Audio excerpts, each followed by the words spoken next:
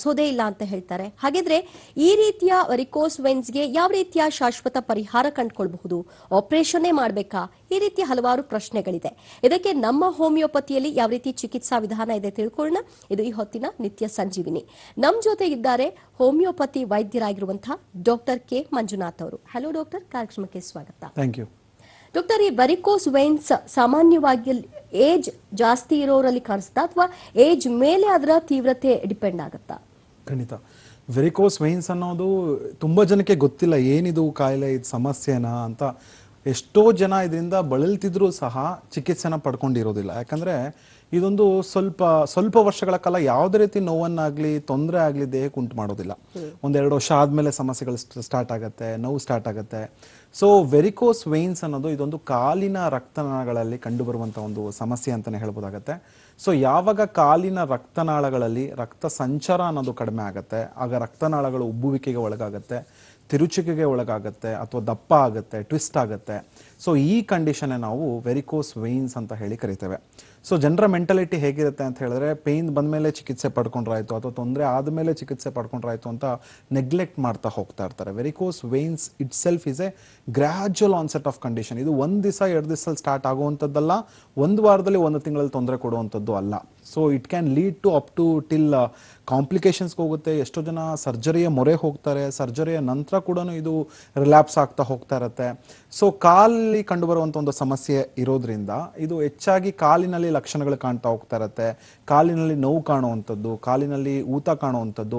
ಈಗ ನಾವು ಪ್ರೊಮೋ ಫೋಟೋಸ್ನ ನೋಡ್ತಾ ಇದ್ದೀವಿ, ಈ ರೀತಿಯ ರಕ್ತನಾಳಗಳು ಜಿಗ್ಜಾಗ್ ಪ್ಯಾಟರ್ನ್ ಇರುವಂಥದ್ದು, ಟ್ವಿಸ್ಟ್ ಆಗಿರುವಂಥದ್ದು, ಮುಟ್ಟಿದ್ರೆ ಪ್ಯಾಲ್ಪೇಟ್ ಮಾಡಿದ್ರೆ ತುಂಬ ಸಾಫ್ಟ್ ಇರುತ್ತೆ, ಗಂಟುಗಳಾಗ್ತಾ ಹೋಗ್ತಾ ಇರುತ್ತೆ. ಇದು ಯಾರಲ್ಲಿ ಹೆಚ್ಚು ಕಂಡು ಬರುತ್ತೆ ಅಂದರೆ, ಯಾರು ನಿಂತ್ಕೊಂಡು ತುಂಬ ವರ್ಷಗಳ ಕಾಲ ಕೆಲಸ ಮಾಡ್ತಾರೆ ಅಂಥವರಲ್ಲಿ ಇದು ಹೆಚ್ಚು ಕಾಣುತ್ತೆ ಅಂತ ನಮಗೆ ತಿಳಿದು ಬರ್ತಾ ಇದೆ. ಯಾಕಂದರೆ prolong standing for long time ಅಥವಾ prolonged setting for long time is one of the main cause to get an varicose veins ಅಂತ ಹೇಳ್ಬೋದು. ತುಂಬ ಪ್ರೊಫೆಷನಲ್ಸಲ್ಲಿ ನಾವು ನೋಡ್ಬೋದು, ಟ್ರಾಫಿಕ್ ಪೊಲೀಸ್ಮನ್ ಆಗಿರ್ಬೋದು, ಕಂಡಕ್ಟರ್ಸ್ ಆಗಿರ್ಬೋದು, ಟೀಚರ್ಸ್ ಆಗಿರ್ಬೋದು, ಟೇಲರ್ಸ್ ಆಗಿರ್ಬೋದು, ಸೆಕ್ಯೂರಿಟಿ ಏಜೆಂಟ್ಸ್ ಆಗಿರ್ಬೋದು, ಬೇಕ್ರಿಲಿ ಕೆಲಸ ಮಾಡೋರಾಗಿರ್ಬೋದು, ಸಾಮಾನ್ಯ ಈ ಕೂಲಿ ಕೆಲಸಗಳು ಆಗಿರ್ಬೋದು. ಸೊ ಇವರೆಲ್ಲ 6 ಗಂಟೆಗಳ ಕಾಲ 8 ಗಂಟೆಗಳ ಕಾಲ ನಿಂತ್ಕೊಂಡು ತುಂಬ ವರ್ಷಗಳ ಕಾಲ ಕೆಲಸ ಮಾಡೋದ್ರಿಂದ ನಮ್ಮ ಕಾಲಿನ ರಕ್ತನಾಳಗಳ ಮೇಲೆ ಒತ್ತಡ ಅನ್ನೋದು ಹೆಚ್ಚಾಗ್ತಾ ಹೋಗ್ತಾ ಇರುತ್ತೆ. ಮನುಷ್ಯನ ದೇಹದಲ್ಲಿ ಮೊದಲನೇದಾಗಿ ಏನು ತಿಳ್ಕೊಳ್ಬೇಕು ಅಂದರೆ, ರಕ್ತ ಸಂಚಾರದ ಬಗ್ಗೆ ಮೊದಲನೇದಾಗಿ ತಿಳ್ಕೊಳ್ಬೇಕಾಗತ್ತೆ. ಹೃದಯದಿಂದ ಕಾಲಿಗೆ ಮತ್ತು ಕಾಲಿಂದ ಹೃದಯಕ್ಕೆ ರಕ್ತ ಸಂಚಾರ ದೇಹದಲ್ಲಿ ಆಗ್ತಾ ಇರುತ್ತೆ. ನಮ್ಮ ದೇಹದಲ್ಲಿ 2 ಥರದ ರಕ್ತನಾಳಗಳಿದೆ. ಒಂದು ಆರ್ಟ್ರಿ ಅಂತ ಹೇಳ್ತೀವಿ, ಇನ್ನೊಂದು ವೇನ್ಸ್ ಅಂತ ಹೇಳ್ತೀವಿ. ಆರ್ಟ್ರಿ ಅನ್ನೋದು ಶುದ್ಧ ರಕ್ತನ ಅದು ಕ್ಯಾರಿ ಮಾಡ್ತಾ ಹೋಗ್ತಾ ಇರುತ್ತೆ. ಸೊ ಹೃದಯದಿಂದ ಕೆಳಗಡೆ ರಕ್ತ ಹೋಗುವಂಥದ್ದು ಬಹಳ ಈಸಿ, ಬಟ್ ಕೆಳಗಡೆಯಿಂದ ಮೇಲ್ಗಡೆ ಅಗೇನ್ಸ್ಟ್ ಗ್ರಾವಿಟಿ ಬರಬೇಕು ಅಂತ ಹೇಳಿದ್ರೆ ತುಂಬಾ ಕಷ್ಟ. ಸೊ ಮೇಲ್ಗಡೆ ಬರಬೇಕು ಅಂದ್ರೆ ನಮ್ಮ ಕಾಲಿನ ರಕ್ತನಾಳಗಳ ಶಕ್ತಿ ಬಹಳನೇ ಚೆನ್ನಾಗಿರ್ಬೇಕಾಗತ್ತೆ.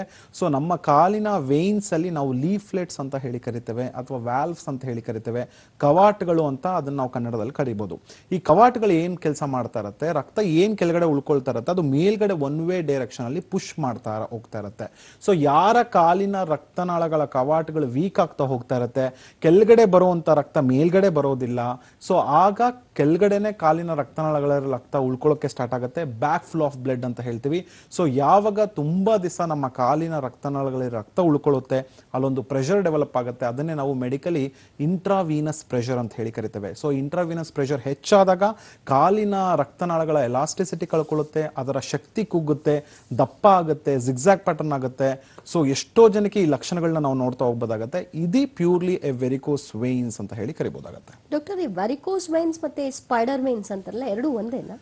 ಈ ಸ್ಪೈಡರ್ ವೈನ್ಸ್ ಅನ್ನೋದು ಒಂದು it is one of the term in varicose veins ಅಂತ ಹೇಳ್ಬೋದು. ನಮ್ಮ ಕಾಲಿನಲ್ಲಿ ತುಂಬ ರಕ್ತನಾಳಗಳಿದ್ದಾವೆ. ಎಕ್ಸ್ಪೆಷಲಿ ನಾವು 2 ಥರದ ರಕ್ತನಾಳಗಳನ್ನ ನಾವು ನೋಡ್ತೀವಿ. ಒಂದು ಸೂಪರ್ಫಿಷಿಯಲ್ ವೈನ್ಸ್ ಅಂತ ಹೇಳಿ ಕರಿತೇವೆ, ಇನ್ನೊಂದು ಡೀಪರ್ ವೈನ್ಸ್ ಅಂತ ಹೇಳಿ ಕರಿತೇವೆ. ನಮ್ಮ ಕಾಲನ್ನ ನಾವು ನೋಡಿಕೊಂಡ್ರೆ ಏನೋ ಒಂಥರ ಬ್ಲೂಯಿಶ್ ಮೇಲೆ ಕಣ್ಣಿಗೆ ಕಾಣುವಂಥ ರಕ್ತನಾಳಗಳನ್ನ ನಾವು ಸೂಪರ್ಫಿಷಿಯಲ್ ವೈನ್ಸ್ ಅಂತ ಹೇಳಿ ಕರಿತೇವೆ. ಅಲ್ಲೇನಾದರೂ ವೆರಿಕೋಸಿಟಿ ಆಯಿತು ಅಂದರೆ ಈ ಜೇಡ ಹೇಗೆ ಕಟ್ಟುತ್ತೆ ಆ ರೀತಿ ಜಿಗ್ಜಾಗ್ ಪ್ಯಾಟರ್ನ್ ಅಲ್ಲಿ ನಾವು ನೋಡ್ತಾ ಹೋಗ್ತಾ ಇರ್ತೀವಿ. ಅದನ್ನೇ ನಾವು ಸ್ಪೈಡರ್ ವೈನ್ಸ್ ಅಂತ ಹೇಳಿ ಕರಿಬಹುದು. ಅದು ಇನಿಷಿಯಲ್ ಹಂತದ ಒಂದು ವೆರಿಕೋಸಿಟಿ ಅಂತ ಹೇಳ್ಬೋದು. ಅದೇ ಒಂದು ಡೀಪರ್ ವೇನ್ಸ್ಗೆ ಇದು ಅಫೆಕ್ಟ್ ಆದಾಗ, ಡೀಪರ್ ವೇನ್ಸ್ ಅಂದ್ರೆ ಕಣ್ಣಿಗೆ ಕಾಣದೇ ಇರುವಂತ ಒಂದು ರಕ್ತನಾಳಗಳು, ಮಾಂಸಖಂಡದ ಒಳಗಡೆ ಇರುವಂಥದ್ದು. ಸೊ ಇದಕ್ಕೆ ಅಫೆಕ್ಟ್ ಆದಾಗ ನಾವು ಸ್ಕ್ಯಾನಿಂಗ್ ಮೂಲಕ, ಡಾಪ್ಲರ್ ಸ್ಕ್ಯಾನ್ ಮೂಲಕ ತಿಳ್ಕೊಳ್ಬೇಕಾಗತ್ತೆ ಯಾವ ರಕ್ತನಾಳಕ್ಕೆ ಅದು ಎಫೆಕ್ಟ್ ಆಗಿದೆ, ಸೊ ಯಾವ ರಕ್ತನಾಳ ಕ್ಲಾಟ್ ಆಗಿದೆ, ರಕ್ತ ಸಂಚಾರ ಯಾವ ರಕ್ತನಾಳಗಳಲ್ಲಿ ಆಗ್ತಾ ಇಲ್ಲ, ದೇಹಕ್ಕೆ ಯಾಕೆ ಬರ್ತಾ ಇಲ್ಲ, ನಾನಾ ಥರದ ಕಾರಣಗಳು ಹೋಗ್ತಾ ಇರುತ್ತೆ. ಸೊ ಎರಡನೇ ಕಾರಣವಾಗಿ ಹೇಳುವಂಥದ್ದೇ ಒಬೇಸಿಟಿ ಅಂಡ್ ಓವರ್ ವೇಟ್ ಅಂತ ಹೇಳಿ ಕರಿಬೋದು, ಅಂದ್ರೆ ಸ್ಥೂಲಕಾಯ. ಇವತ್ತಿನ ದಿನಗಳಲ್ಲಿ ಬೊಜ್ಜುತನ, ದಪ್ಪ ಇರುವಂಥದ್ದು, ವೆಯ್ಟ್ ಪುಟ್ ಆನ್ ಆಗ್ತಾ ಹೋಗ್ತಾ ಇರುವಂಥದ್ದು, ಅದರಲ್ಲೂ ಈ ಸೆಡೆಂಟರಿ ಲೈಫ್ ಜಾಸ್ತಿ ಆಗಿದೆ. ಈ ಕೊರೋನಾ ಒಂದು ಪೀರಿಯಡ್ ಬಂದ ಮೇಲೆ ಎಲ್ಲ ವರ್ಕ್ ಫ್ರಮ್ ಹೋಮ್ ಮಾಡಿ, ಸೊ ಡಯಟರಿ ಹ್ಯಾಬಿಟ್ಸಲ್ಲಿ ಮೇಂಟೆನೆನ್ಸ್ ಇಲ್ಲ, ಸೊ ವಾಕಿಂಗ್ ಮಾಡ್ತಾ ಇಲ್ಲ, ಹ್ಯಾಬಿಟ್ಸ್ ಇಲ್ಲ, ಫಿಸಿಕಲ್ ಆಕ್ಟಿವಿಟೀಸ್ ಇಲ್ಲ. ಸೊ ಇದರಿಂದ ದೇಹದ ತೂಕ ಎಷ್ಟೋ ಜನರಲ್ಲಿ ಜಾಸ್ತಿ ಆಗಿ ವೆರಿಕೋಸಿಟಿ ಹಂತಗಳು ಕೂಡ ಜಾಸ್ತಿ ಆಗ್ತಾ ಇದೆ. ಸೊ ಯಾವಾಗ ನಾವು ತೂಕ ಹೆಚ್ಚಾಗ್ತಾ ಹೋಗ್ತಾ ಇರ್ತೀವಿ, 80 kg, 90 kg, 100 kg, ಸೊ ನಮ್ಮ ವೆಯ್ಟು ನಮ್ಮ ಕಾಲಿನ ರಕ್ತನಾಳಗಳ ಮೇಲೆ ಬೀಳುತ್ತೆ. ಸೊ ಆಗ ಇಂಟ್ರಾವಿನಸ್ ಪ್ರೆಷರ್ ಜಾಸ್ತಿ ಆಗುತ್ತೆ. ಸೊ ಯಾವಾಗ ನಮ್ಮಲ್ಲಿ ಫಿಸಿಕಲ್ ಆಕ್ಟಿವಿಟೀಸ್ ಅನ್ನೋದು ಇರೋದಿಲ್ಲ, ನಮ್ಮಲ್ಲಿ ರೆಸಿಸ್ಟೆನ್ಸ್ ಕಡಿಮೆ ಆಗುತ್ತೆ, ಮೆಟಬಾಲಿಸಮ್ ಅನ್ನೋ ಕ್ರಿಯೆಗಳು ಕಡಿಮೆ ಆಗ್ತಾ ಹೋಗ್ತಾ ಇರುತ್ತೆ, ರಕ್ತ ಸಂಚಾರ ದೇಹದಲ್ಲಿ ಕಡಿಮೆ ಆಗುತ್ತೆ. ಸೊ ಇದರಿಂದ ವೆರಿಕೋಸ್ ವೇನ್ಸ್ ಜಾಸ್ತಿ ಆಗುವಂತ ಒಂದು ಸಾಧ್ಯತೆ ಖಂಡಿತ ಇರುತ್ತೆ. ನೀವು ಸ್ಟಾರ್ಟಿಂಗ್ ಅಲ್ಲಿ ಹೇಳಿದ್ರಿ ಹಾರ್ಮೋನಲ್ ಇಂಬ್ಯಾಲೆನ್ಸಸ್ ಕೂಡ ಇವತ್ತಿನ ದಿನಗಳ ಬಹಳನೇ ಒಂದು ಪ್ರಮುಖ ಪಾತ್ರ ವಹಿಸ್ತಾ ಇದೆ ವೆರಿಕೋಸ್ ವೇನ್ಸ್ ಅಲ್ಲಿ. For example, contraceptive pills users ಅಂತ ಹೇಳಿ ಕರಿತೇವೆ. ತುಂಬಾ ಜನ ಮಕ್ಕಳಾಗಬಾರ್ದು ಅಂತ ಗರ್ಭನಿರೋಧಕ ಮಾತ್ರೆಗಳನ್ನ ಸೇವನೆ ಮಾಡ್ತಾರೆ, ಸುಮ್ಮನೆ ಪೋಸ್ಟ್ಪೋನ್ ಟ್ಯಾಬ್ಲೆಟ್ಸ್ ತಗೊಳ್ಳುವಂಥದ್ದು, prepone tablets ತಗೊಳ್ಳುವಂಥದ್ದು.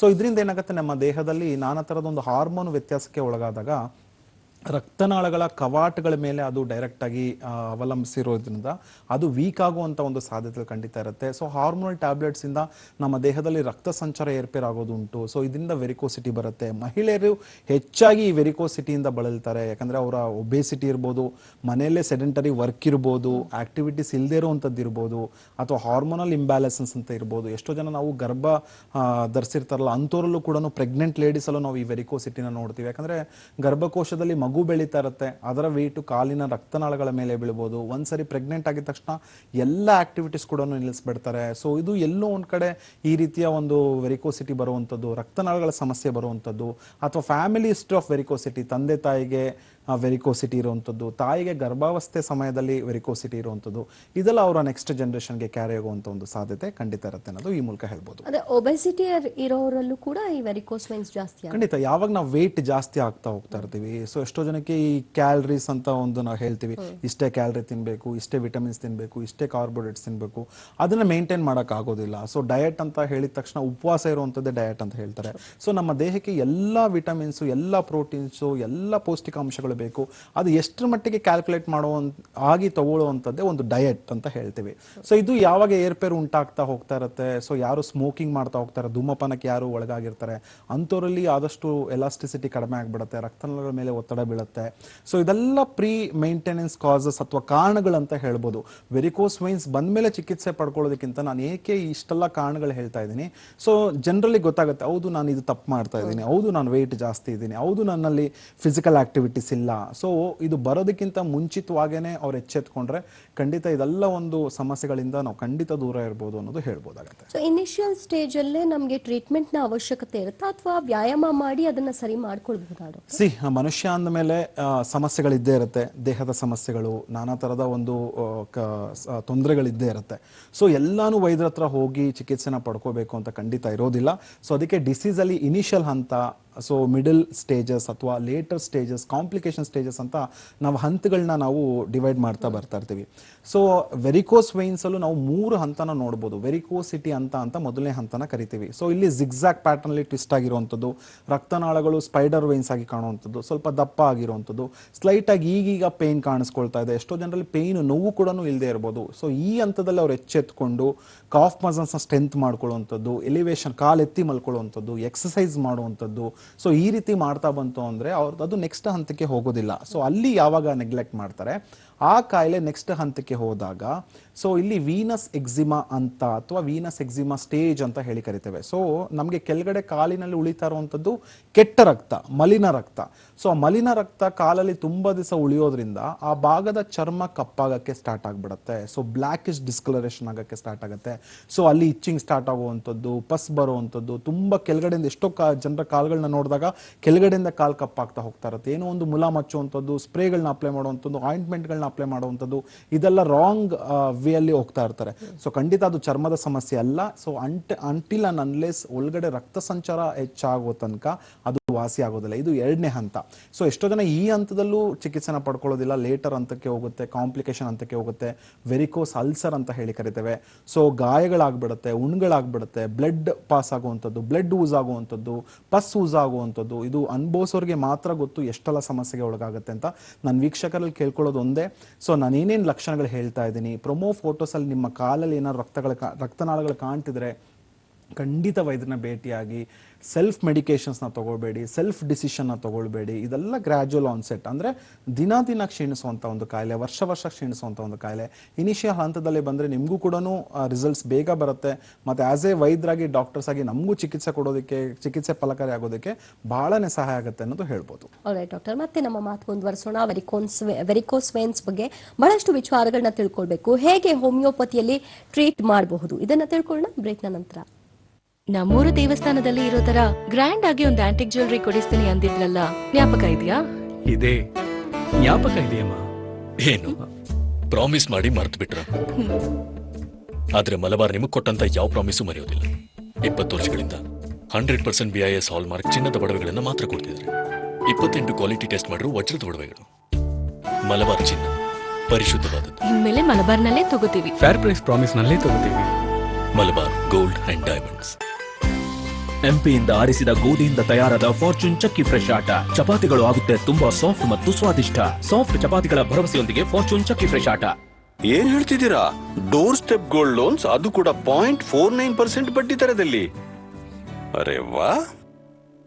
ರೂಪಿಕ್ನ door step gold loans.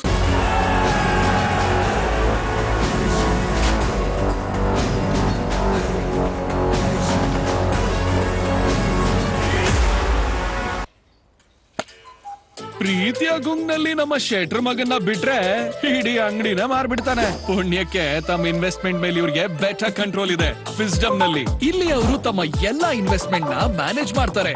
Wisdom. Investment in securities market are subject to market risk. Read all the related documents carefully before investing. ನನ್ನ ಕಾರಿಗೆ ಎಷ್ಟು ಸಿಗುತ್ತೆ?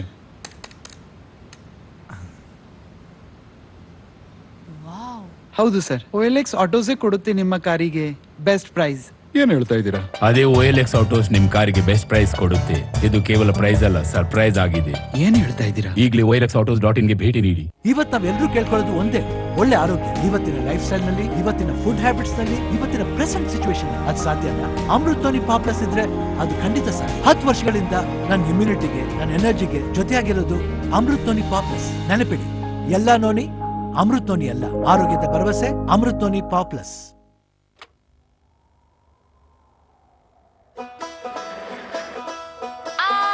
ಇದು ಸಡಿಲವಾಗಿದೆ, ಮೇಲಿಂದ ಕೆಳಗಿನ ತನಕ ಹಳದಿ ಆಗಿದೆ. ಇವರ ವಸಡು ಊದಿ ಬಿಟ್ಟಿದೆ. ಓ ನೋ, ಇಲ್ಲಿ ಕೀಟಾಣುಗಳು ಬೀಡು ಬಿಟ್ಟಿವೆ. Excuse me. ಹಾ, ಇದಂತೂ ಸಖತ್ತಾಗಿದೆ, ವಜ್ರದ ಹಲ್ಲಿನಂತಿದೆ. ಇದು ವಿಕೋದ ಭರವಸೆ. ಇದು ಟ್ರಸ್ಟೆಡ್ ಆಯುರ್ವೇದ. 18 ಗಿಡಮೂಲಿಕೆಗಳಿಂದಾದ ವಿಕೋ ವಜ್ರದಂತಿ ಹಲ್ಲು ಮತ್ತು ವಸಡುಗಳ ಕಾಳಜಿ ವಹಿಸುತ್ತೆ. ಇದರಿಂದ ಪದೇ ಪದೇ ನಿಮ್ಗೆ ಹಲ್ಲುಗಳ ತೊಂದರೆ ಬರೋಲ್ಲ. ನನ್ಗೆ ಸಿಗೋಕೆ ಬಂದ್ರ? ನಿಮ್ಮ ಅಸಿಸ್ಟೆಂಟ್ ಆಗೋಕಿದೆ. ಸದೃಢ ಹಲ್ಲುಗಳು ಟ್ರಸ್ಟೆಡ್ ಆಯುರ್ವೇದದೊಂದಿಗೆ. ಮನೆ ನೋಡಕ್ ಬಂದ್ರ? ಖರೀದಿದಾರರು ಅಥವಾ ಬಾಡಿಗೆಯವರನ್ನು ಹುಡುಕಲು ನೀವು ಕಷ್ಟಪಡ್ತಿರಲ್ವೇ? ಅದರಿಂದ ಮುಂದುವರಿಯಿರಿ. ಆಮೇಲೆ housing.com ನಲ್ಲಿ ಲಿಸ್ಟ್ ಮಾಡಿ ಸರ್ಚ್ ಮುಗಿಸಿ. ಇಲ್ಲಿ ಸರ್ಚ್ ಮುಗಿಸಿ, ಡೌನ್ಲೋಡ್ ನಾವ್. ಭಯಪಡುವವರಿಗೆ ಏನೂ ಸಿಗೋಲ್ಲ, ಎದುರಿಸುವವರ ಪ್ರಾರ್ಥನೆ ತಲುಪುತ್ತೆ. ಝೆಡ್ ಬ್ಲ್ಯಾಕ್ 3-in-1 ಪ್ರೀಮಿಯಂ ಅಗರಬತ್ತಿ. ಪ್ರಾರ್ಥನೆ ಖಂಡಿತ ತಲುಪುತ್ತೆ. ಕೋವಿಡ್ ವಿರುದ್ಧ ರಕ್ಷಣೆಯನ್ನು ಕಡಿಮೆ ಮಾಡಿಕೊಳ್ಳಬೇಡಿ, ಸುರಕ್ಷಿತವಾಗಿ ಇರಿ. ನೀವು ಮತ್ತು ನಿಮ್ಮ ಪ್ರೀತಿ ಪಾತ್ರರನ್ನು ರಕ್ಷಿಸಿಕೊಳ್ಳಿ. ಸ್ಟಾರ್ ಹೆಲ್ತ್ ಇನ್ಶೂರೆನ್ಸ್ ಯಾವಾಗಲೂ ತಮ್ಮ ಸೇವೆಯಲ್ಲಿ. Fully loaded Lenskart blue lenses block harmful blue light and have all the best coatings. Fully loaded Lenskart blue lenses. Download the app or call 1-800-111-111. Higher water heaters with industry's first patented shockproof technology. Water heater as safe as unplugged. Higher inspired living.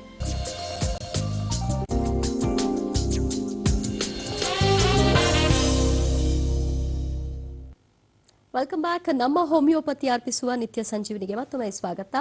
Doctor varicose veins ಬಗ್ಗೆ ಮಾತಾಡ್ತಾ ಇದ್ವಿ. So ಯಾವ stage ಬಂದಾಗ test ಮಾಡಬೇಕಾಗತ್ತೆ, ಏನ್ test ಮಾಡಬೇಕಾಗತ್ತೆ, ಯಾವಾಗ ಡಾಕ್ಟರ್ನ ಕಾಣಬೇಕಾಗತ್ತೆ?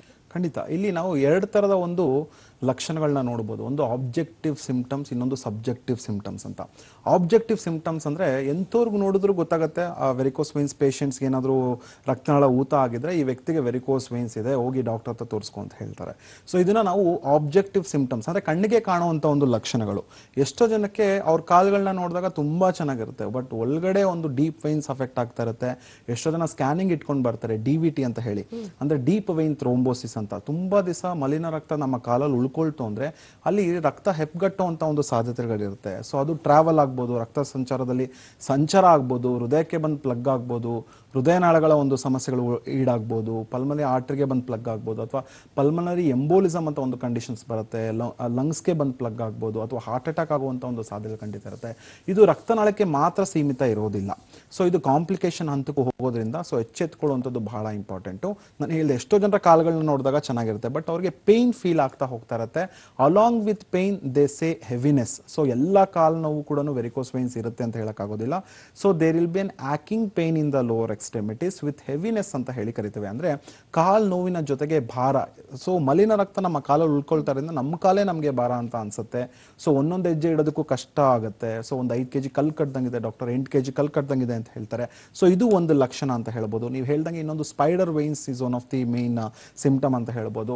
So minor injuries bleeds easily. ಅಂದರೆ ಸ್ವಲ್ಪ ಕಾಲಿಗೆ ಪೆಟ್ಟು ಬಿತ್ತು, ರಕ್ತನಾಳಕ್ಕೆ ಪೆಟ್ಟು ಬಿತ್ತು ಅಂದರೆ ರಕ್ತಸ್ರಾವ ಆಗ್ತಾ ಹೋಗ್ತಾ ಇರುತ್ತೆ.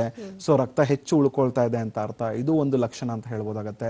ಸೊ ಕಾಲು ಕಪ್ಪಾಗುವಂಥದ್ದು, ಬ್ಲ್ಯಾಕಿಶ್ ಡಿಸ್ಕಲರೇಷನ್ ಆಗುವಂಥದ್ದು, ಅಥವಾ ಕಾಲು ಊತ ಬರುವಂಥದ್ದು, ಪಾದ ಊತ ಬರುವಂಥದ್ದು, ಮತ್ತೆ restless leg is one of the main hall mark symptom. ಯಾರು ವೆರಿಕೋಸ್ ವೈನ್ಸ್ ಇಂದ ಬಳಲ್ತಾ ಇರ್ತಾರೆ, ಒಳಗಡೆ ಸಮಸ್ಯೆ ಉಂಟಾಗ್ತಾ ಇರುತ್ತೆ, ತುಂಬ ಹೊತ್ತು ನಿಂತ್ಕೊಳ್ಳೋಕ್ಕಾಗೋದಿಲ್ಲ, ಪೇನ್ ಸ್ಟಾರ್ಟ್ ಆಗಿಬಿಡುತ್ತೆ. ಒಂದು 10 ನಿಮಿಷ ತುಂಬ ಹೊತ್ತು ಕೂತ್ಕೊಳ್ಳೋಕ್ಕಾಗೋದಿಲ್ಲ, ಪೇನ್ ಸ್ಟಾರ್ಟ್ ಆಗಿಬಿಡುತ್ತೆ, ಓಡಾಡ್ತಾ ಇರಬೇಕಾಗುತ್ತೆ, ಸ್ವಲ್ಪ ರಿಲೀಫ್ ಕಾಣಿಸ್ಕೊಳ್ಳುತ್ತೆ, ರೆಸ್ಟ್ಲೆಸ್ ಲೆಗ್ ಅಂತ ಹೇಳ್ತೀವಿ.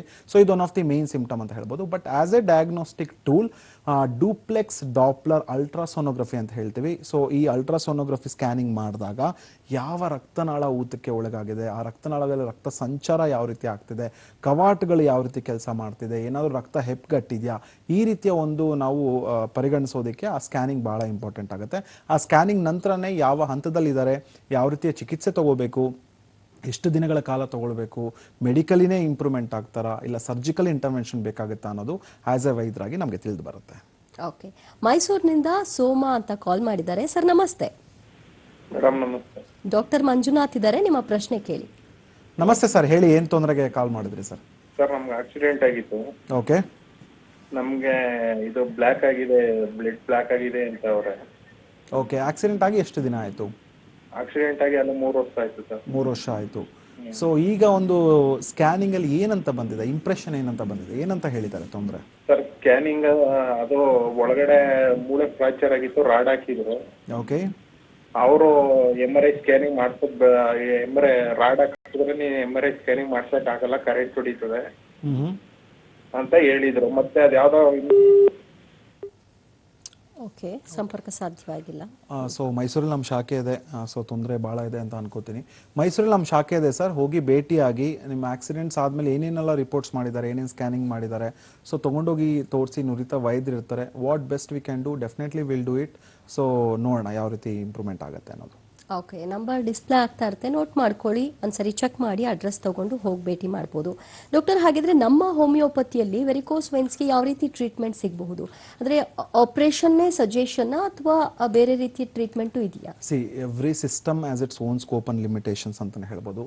ಬಂದವ್ರನ್ನೆಲ್ಲ ಗುಣ ಮಾಡ್ತೀವಿ ಅಂತ ನಾವು ಖಂಡಿತ ಹೇಳೋಕ್ಕಾಗೋದಿಲ್ಲ. ಸೊ ಯಾವ ಹಂತದಲ್ಲಿ ಪೇಷಂಟ್ ಬರಬೇಕು ಅನ್ನೋದು ನಾವು ಅವ್ರಿಗೊಂದು ತಿಳುವಳಿಕೆ ಕೊಡ್ಬೋದಾಗತ್ತೆ. ಸೊ ಎಷ್ಟೋ ಜನ ಮೆಡಿಸಿನಲ್ಲೇ ಇಂಪ್ರೂವ್ಮೆಂಟ್ ಆಗಿರೋರು ಇದ್ದಾರೆ, ಎಷ್ಟೋ ಜನ ಸರ್ಜರಿಯ ಮೊರೆ ಹೋದ್ರೂ ಕೂಡ ಇಂಪ್ರೂವ್ಮೆಂಟ್ ಆಗಿಲ್ಲ. ಸೊ ಅವರವರ ಮೆಟಬಾಲಿಸಮ್, ಅವರವರ ರೆಸಿಸ್ಟೆನ್ಸ್ ಮತ್ತು ಚಿಕಿತ್ಸೆಯ ಹಂತಗಳು ಎಷ್ಟು ದಿನಗಳ ಕಾಲ ತೊಗೊಂಡ್ರು ಅನ್ನೋದು ಭಾಳ ಇಂಪಾರ್ಟೆಂಟ್ ಆಗುತ್ತೆ.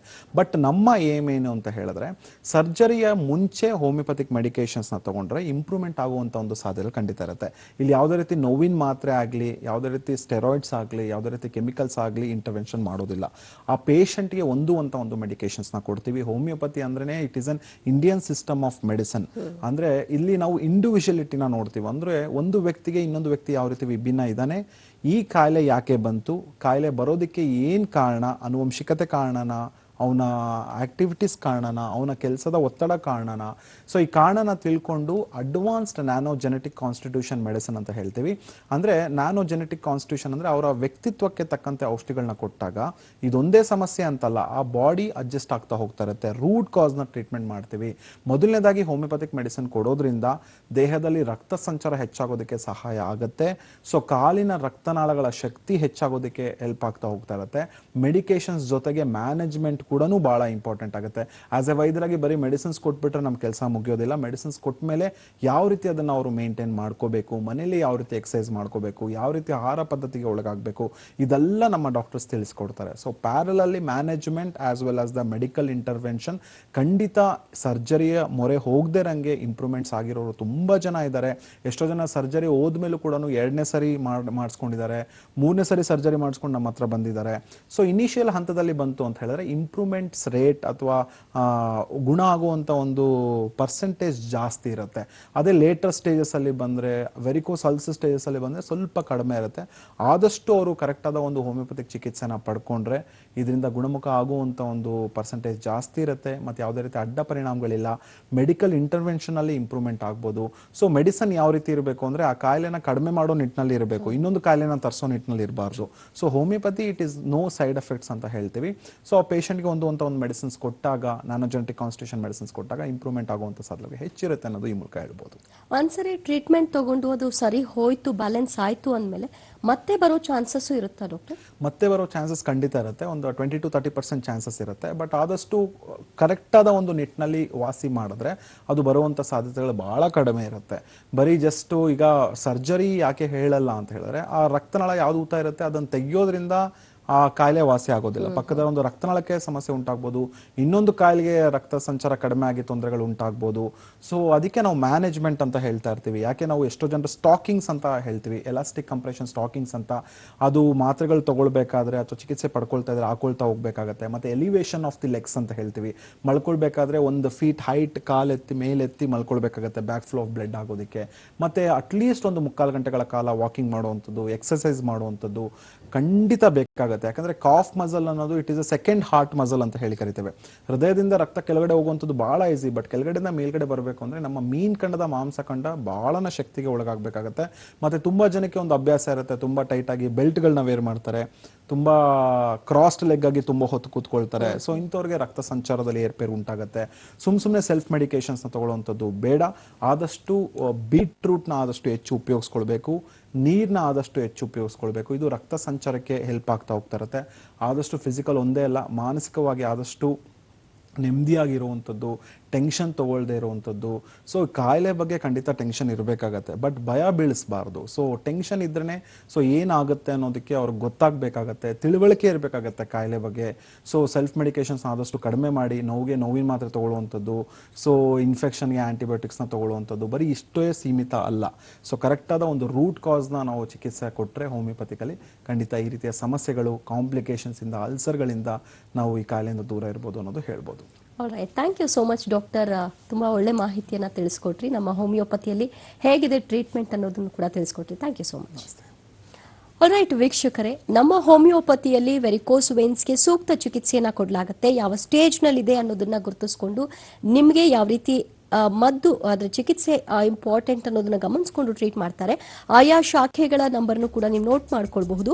ನಮ್ಮ ಡಾಕ್ಟರ್ ಕೆ ಮಂಜುನಾಥ್ ಅವರನ್ನ ಭೇಟಿ ಮಾಡಬೇಕು ಅಂದ್ರೆ ಬೆಂಗಳೂರು, ಮಲ್ಲೇಶ್ವರಂ, ಜಯನಗರ, ಹುಬ್ಬಳ್ಳಿ, ಮೈಸೂರು, ಹಾಸನ, ದಾವಣಗೆರೆ, ಕಲಬುರಗಿ, ಶಿವಮೊಗ್ಗ, ಉಡುಪಿ, ಹೊಸಪೇಟೆ ಈ ಎಲ್ಲಾ ಕಡೆಗಳಲ್ಲೂ ಕೂಡ ಶಾಖೆಗಳಿವೆ. ನೀವು ನಿಮಗೆ ಎಲ್ಲಿ ಅನುಕೂಲವೋ ಅಲ್ಲಿ ಹೋಗಿ ಒಮ್ಮೆ ತೋರಿಸ್ಕೊಳ್ಬಹುದು ಈ ಸಮಸ್ಯೆಯಿಂದ ಬಳಲ್ತಾ ಇದ್ರೆ. ಇನ್ನು ನಮ್ಮ ಹೋಮಿಯೋಪತಿಯ ಶಾಖೆ ಮಹಾರಾಷ್ಟ್ರದಲ್ಲಿ ಮುಂಬೈ, ಪುಣೆಯಲ್ಲಿದೆ, ಕೊಲ್ಹಾಪುರ, ನಾಗ್ಪುರ, ಔರಂಗಾಬಾದ್, ನಾಸಿಕ್, ಸೊಲ್ಲಾಪುರದಲ್ಲಿ ಶಾಖೆಗಳಿವೆ. ದೂರವಾಣಿ ನಂಬರ್ ಹೇಗಿದೆ: 9620240240.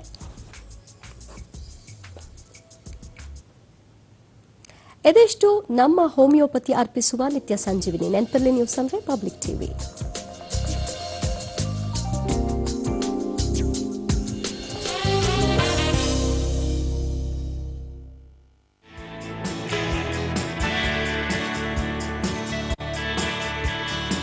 ಬೇಗ ಬಾ. ಟೆನ್ಷನ್ ಬೇಡ, ನಮ್ ಕಾರ್ ಇನ್ಶೂರ್ಡ್ ಆಗಿದೆ. Phone pay. ಲೈಫ್ ಇನ್ಶೂರೆನ್ಸ್ ಅದು ಇದೆ. ಯಾವ ಇನ್ಶೂರೆನ್ಸ್ ಬೇಕೋ ಇಲ್ಲಿ ಸಿಗುತ್ತೆ. ಟೆನ್ಷನ್ ಬಿಡಿ, ಇನ್ಶೂರೆನ್ಸ್ ತಗೊಳ್ಳಿ. Phone pay. ಲೇಟ್ ಆಯ್ತು.